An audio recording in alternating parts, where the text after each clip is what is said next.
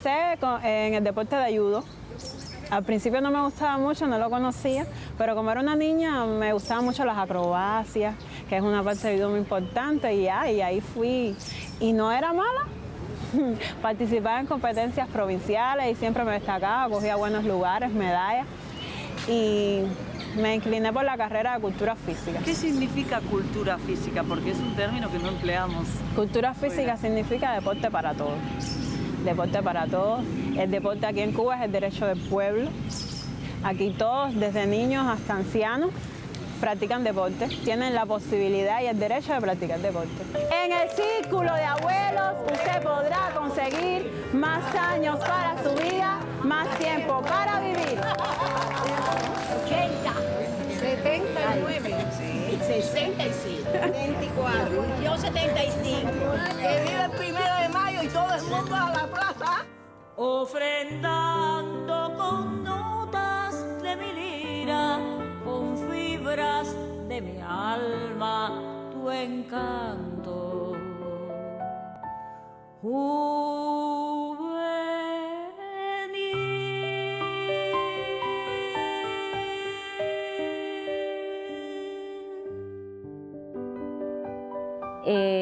Desde niña escribía poemas y desde niña pintaba y desde niña montaba obras de teatro, recitaba y yo creo que fue como que nací para eso. Yo sí tengo que creer en que hay un toque del espíritu para tú inclinarte por algo de eso, y de todas maneras artista iba a ser. Sí tenía la oportunidad, que la tuve, porque si no hubiera sido por lo que sucedió en el 59, yo no hubiera tenido la menor oportunidad, porque en medio de un campo de ese tipo, con padres campesinos, yo siendo la mayor, que tuve que criar a mi hermano más chiquito y ayudar a mis padres en el campo y a mi madre a trabajar y todo, no hubiera tenido la menor oportunidad. Desde que yo recuerdo que tengo uso de razón, siempre quise ser bailarina. La imagen así que tengo en mi mente es mía, yo bailando muy chiquitica en el portal de la casa donde yo vivía en ese entonces. Bueno, improvisando, ¿no? Porque eso no era bailando, era muy pequeñita. Y todos los vecinos de la cuadra mirándome y todo el mundo decía, ella va a ser bailarina de ballet.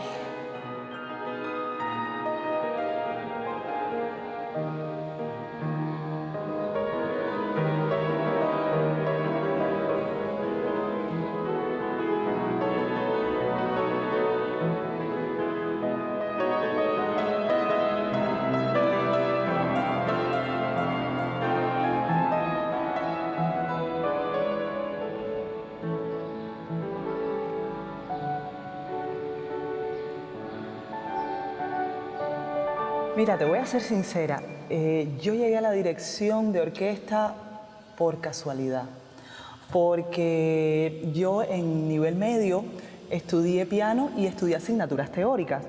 Por la carrera de asignaturas teóricas tenía que hacer una especialidad que era dirección coral, y la profesora me decía que yo movía las manos muy lindo, que le encantaba. Y bueno, cuando yo ya terminé mi nivel medio dije, ya yo hice piano, hice teoría, quiero hacer otra cosa. Y si a mí mi profesora me decía que yo movía muy bonito las manos, voy a estudiar dirección orquestal a ver qué pasa. O sea, fue así, no te voy a mentir.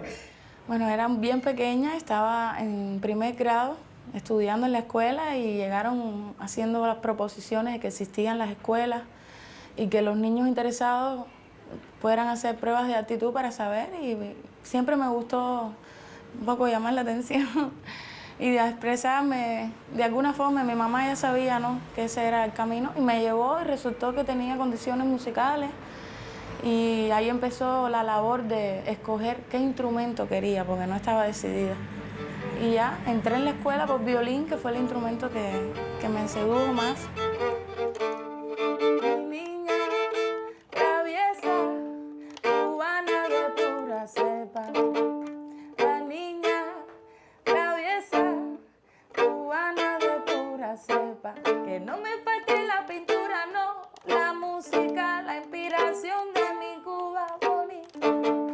La niña traviesa, cubana de pura cepa. Para que se sepa. Me acordé de la primera vez que entré a este museo. O sea, yo era muy chiquitica. Estoy mirando el piso y me recuerdo de esa niña que entró de la mano de otro amiguito, porque siendo pequeña lo lograba captar porque los profesores hacían que llegara, en forma de juegos, en forma de historias.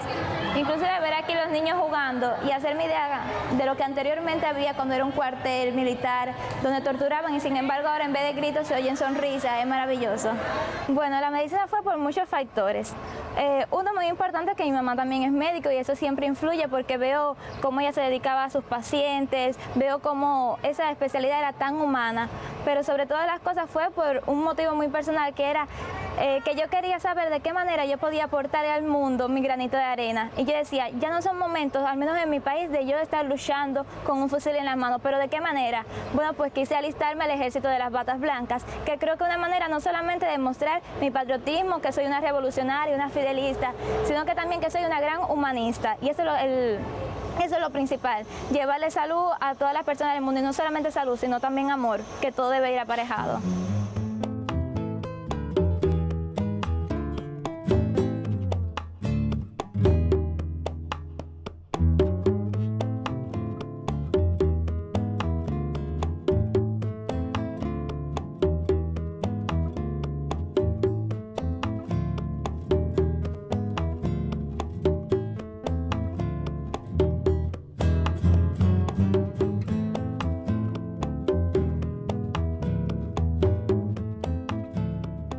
La historia de Cuba está llena de mujeres insignes, pero yo, si hay una figura de la historia cubana que a mí me ha impactado, es Celia.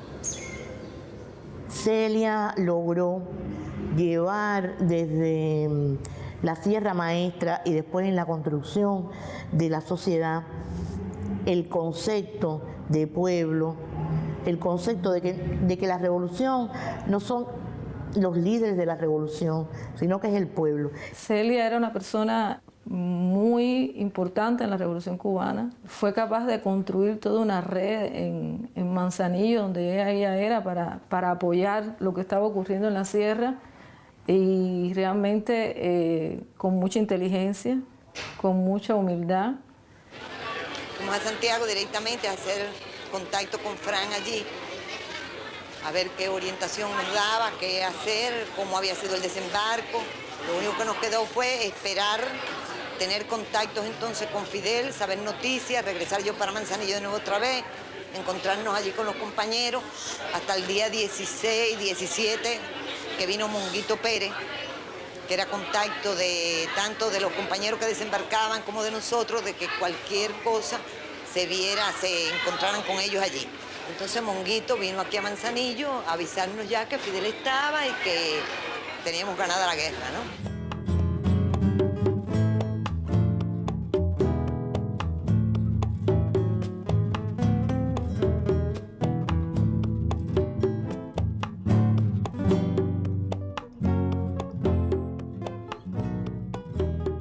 Y es un ejemplo también porque otra cosa que le decía a mis colegas es lo femenina que era. O sea, que no hay que ser ni porque seas combatiente, ni porque seas guerrillera, ni porque trabajes mucho.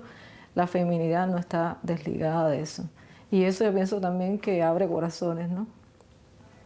Y estuvo hasta el último momento de su vida al lado de Fidel organizando, que fue la madre de tantos niños campesinos, que promovió tantas cosas lindas y buenas que tenemos, a tantos niños campesinos que se llevó para La Habana para que aprendieran, para darle estudios. Cuando yo estaba en su casa, y ella tenía un sofá grande así, ella me acostaba y yo empezaba a llorar, y yo no quería comer, porque como estaba acostumbrada a estar en la Siena, y estaba en La Habana, en un apartamento que ella vivía, y entonces era tarde en la noche y yo lloraba, y ella preparaba un chocolate, tómate, y no quiero.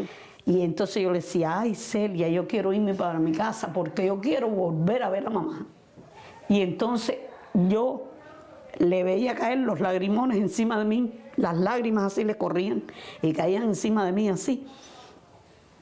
Yo, en aquel tiempo, yo veía aquello, pero después que yo me hice más o menos de 20 y pico, 30 años, que ya yo tuve mi hija, yo decía, ¿por qué Celia lloraría así? Entonces, después que yo leí la biografía de Celia, ella perdió a su mamá, más o menos cuando tenía el tamaño mío.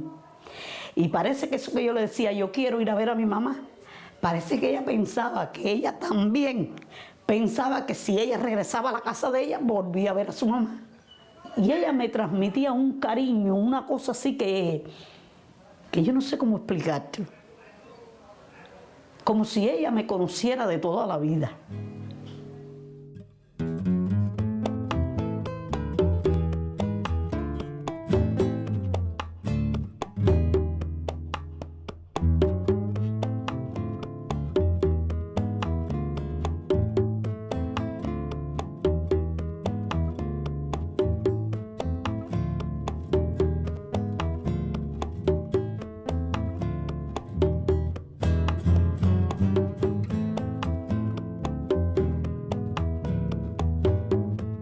Y la obra mía es la foto de ella en la ONU, que está escribiendo así concentrada, y dice, ella siempre responde, porque Celia se sabe que la gente del pueblo le escribía y ella respondía las cartas. Es decir, resolviera o no el problema que le estaban pidiendo resolver, ella respondía.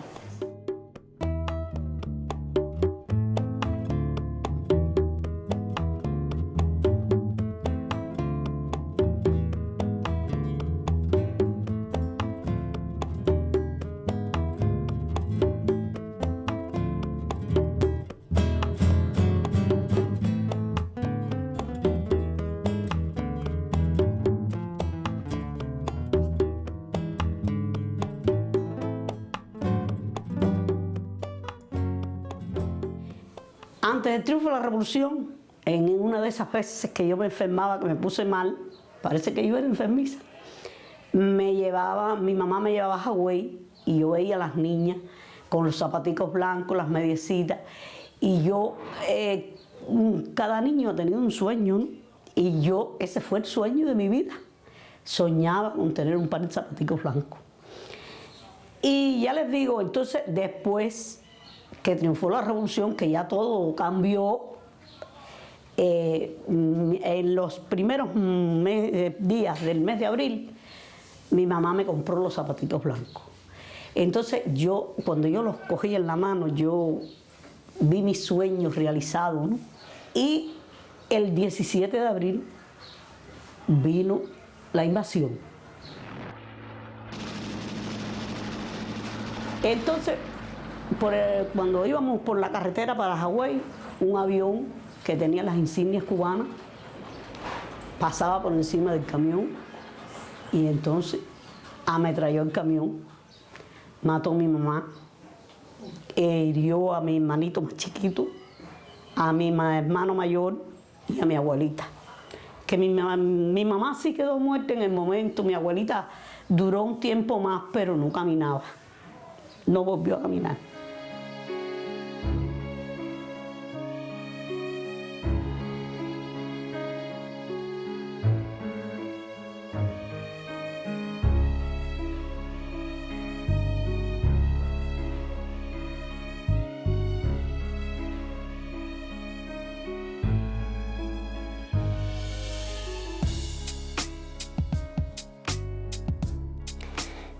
Ya después que pasó eso, yo me olvidé de que llevaba los zapaticos ni de nada, no pensé en nada de eso. Entonces el indio, cuando llega a Hawái, le dicen que aquel camión era donde nosotros íbamos. Y él le empezó a tirar fotos a los escombros y a las latas de leche, a las colchas quemadas, las cosas que habían encima de la parte trasera del camión. Y entonces encontró los zapatos en la cajita, pero traspasados por las balas. Me los lleva donde yo estoy. Y hacía poquito que habían sepultado a mamá. Cuando yo vi los sueños, el sueño de mi vida, también lo había perdido. Yo parece que yo me emocioné mucho y le dije a él lo que yo había sufrido por esos zapaticos. Y entonces escribió esta poesía, Elegía de los zapaticos blancos. Gritaba trágicamente: ¡malditos los mercenarios! ¡Ay, mis hermanos! ¡Ay, mi madre! ¡Ay, mis zapaticos blancos! ¿Acaso el monstruo se dijo: si las madres están dando hijos libres y valientes, que mueran bajo el espanto de mis bombas? ¿Quién ha visto carboneros con zapatos? Pero Nemesia no llora. Sabe que los milicianos rompieron a los traidores que a su madre asesinaron. Sabe que nada en el mundo, ni yanquis ni mercenarios, apagarán en la patria este sol que está brillando para que todas las niñas tengan zapaticos blancos.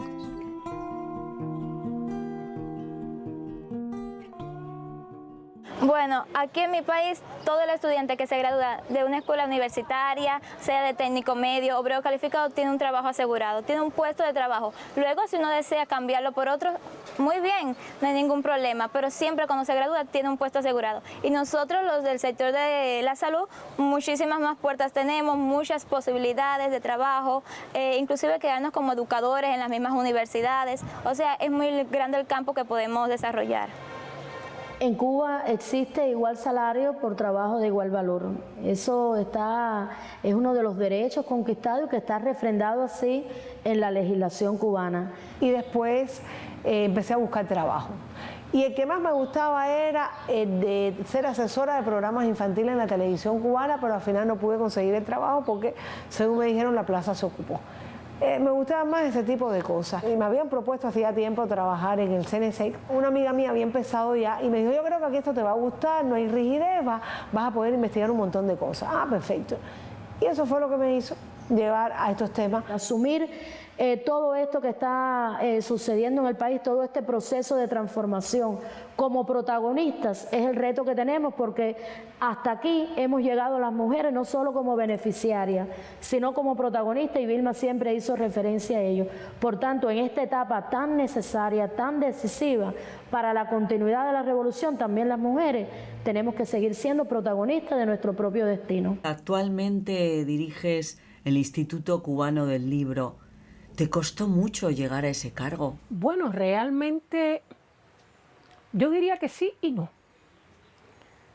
Sí, porque examinando la historia de la institución, se ve que fui en alrededor de 45 años la primera mujer que llegó a ese cargo. Si miramos un poco el origen social de las personas, pues también fui la primera mujer negra que llegó a ese cargo. Y bueno, estas cosas del desarrollo como artista en Cuba empezó poco a poco, porque antes no se podía vivir del arte, teníamos que ser profesores, no sé qué, pero ya después de un tiempo, pues, de alguna manera empezamos aquí en Cuba a abrirnos paso, por lo menos a mostrar nuestro arte en nuestro país, que yo lo sigo haciendo siempre, enseño primero las cosas así, ya después pues nos hemos ido buscando cada uno de los artistas el camino por el mundo.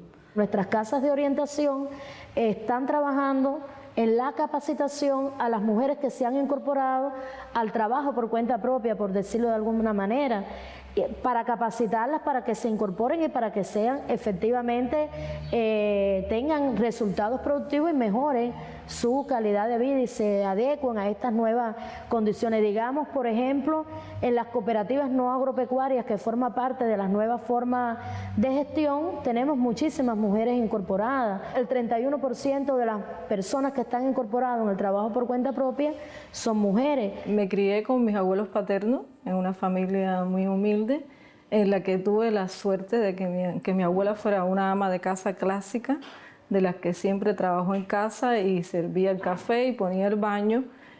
Siempre insistió en que yo estudiara y de cierta manera comprometió mis habilidades en el hogar, porque para nada quiso enseñarme en la cocina, ni a lavar, ni a planchar, porque para ella lo más importante era que yo aprovechara las tremendas oportunidades que se habían dado en Cuba con el triunfo de la Revolución Cubana. Y solicité entonces ingresar al Frente Biológico para estudiar bioquímica. Este centro, cuando se funda, Fidel dice: el centro es grande y grande espero que sean los resultados. Y para eso no se deben escatimar horas.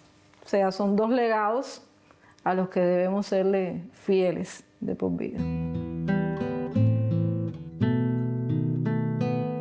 En el año 1900 1981 hubo una exposición de jóvenes investigadores en la incipiente biotecnología cubana que le mostraron a Fidel un equipo que permitía estudiar en las embarazadas una proteína que circula en la sangre de las embarazadas y que puede predecir elementos del bienestar fetal. Inmediatamente él pensó en cómo asociar esta oportunidad a la atención materno-infantil en el país. En Cuba la mujer embarazada tiene más de 23 consultas. Durante todo su embarazo se hace algo que en Cuba le decimos el partograma y que sabemos cuáles son las mujeres que tenemos embarazadas en todo el país con nombre y apellido, cuál es el riesgo que tienen en el embarazo y en las organizaciones que están en la comunidad sabemos cuál es el riesgo y qué tenemos que hacer como comunidad para transformar ese riesgo.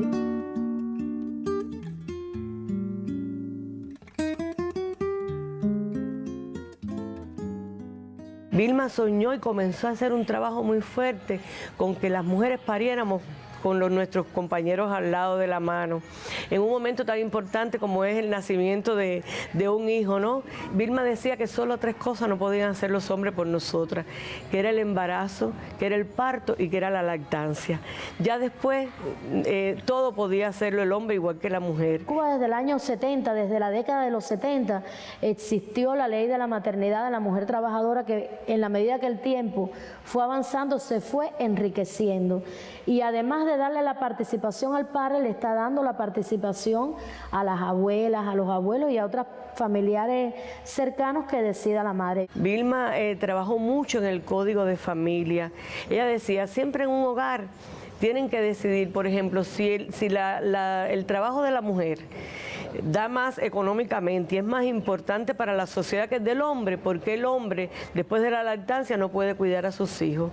Está todo el tema que te decía de la educación sexual y en términos de planificación familiar que se le da a todos, hombres y mujeres, desde la propia enseñanza primaria, donde empiezan a explicarte cómo funciona el sistema reproductivo, etcétera, y te van dando las primeras nociones de lo que es la planificación familiar. Porque es mejor evitar un embarazo no deseado que tener que interrumpirlo luego. Yo creo que más que decir que las mujeres en el resto de nuestra región, solo hay 3 países, si mal no recuerdo, que tienen garantizado ese derecho, más que decir que las mujeres no tienen derecho al aborto, hay que decir que lo que no tienen es derecho a decidir. Es decir, impedir que las mujeres puedan terminar un embarazo por cualquier razón, más que terminar el embarazo, le estamos quitando a la mujer el derecho a que decidan sobre su propio cuerpo, sobre cuándo